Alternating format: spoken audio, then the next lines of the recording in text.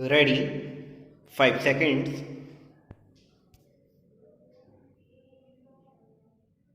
Start. For an economy that is tottering, a big bang announcement from the government can sometimes work to turn around sentiment. The unveiling by Finance Minister Nirmala Sitharaman on Tuesday of a mega push to infrastructure investment adding up to rupees 102 lakh crore over the next 5 years belongs in this category. Projects in energy, roads, railways, and urban infrastructure under the National Infrastructure Pipeline (NIP) have been identified by a task force. About 42% of such identified projects are already under implementation, 19% are under development, and 31% are at the conceptual stage. The NIP task force appear to have gone project by project, assessing each for viability and relevance in consultation with the states.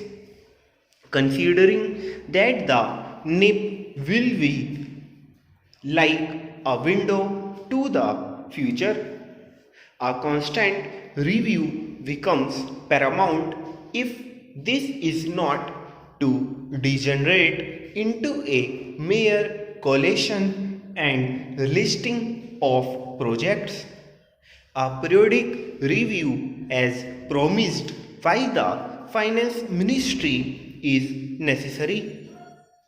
The government's push on infrastructure development will not only enable ease of living, such as metros, trains in cities and towns, but also create jobs and increase demand for primary commodities such as cement and steel.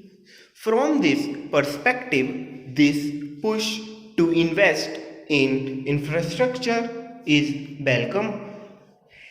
Identifying the projects to be put on the pipeline is the easy part. Implementing and commissioning them will be the more difficult one.